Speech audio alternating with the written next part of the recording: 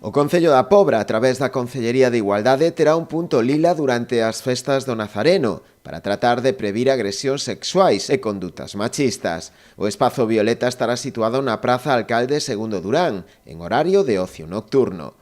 Nel contarase con persoal especializado para poder abordar este tipo de problemáticas. Despois da experiencia que temos cos espacios violetas, o entendemos como un lugar onde acudir se sofres ou se presencias algún tipo de violencia machista.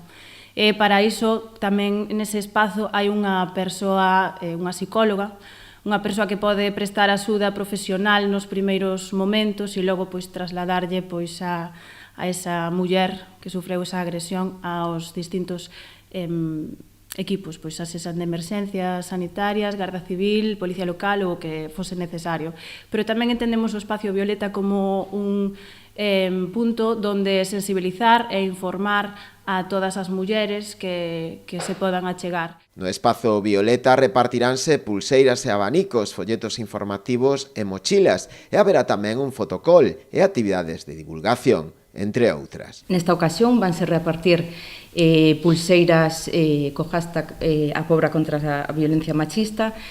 Tamén se van repartir abanicos que están un pouco máis destinados ao público adulto, a mulleres adultas, folletos informativos, mochilas e unha vez máis tamén imos dar continuidade ás tapas anti-sumisión coa súa correspondente palliña. Queremos dinamizar, en primeiro lugar, cun fotocall feminista que entendemos que é unha forma lúdica para coñecer conceptos tan importantes como o consentimento, as violencias machistas e coñecer a feministas como Simone de Beauvoir, Angela Davis e Susana Chávez. Queremos poñer en valor a historia que nos precede para que entendan os tipos de violencia. Ao igual que nas festas do Carmen dos Pincheiros, contarase tamén coa colaboración da hostalería local, ao redor duns 30 negocios, que aplicarán o protocolo de actuación ante agresións machistas. O persoal do Punto Lila traballará en coordinación coa Policía Local e Protección Civil, para así poder evitar calquera acto de violencia machista. Para a instalación deste espazo, o Concello conta co financiamento do Pacto de Estado contra a Violencia de Xénero do Ministerio de Igualdade.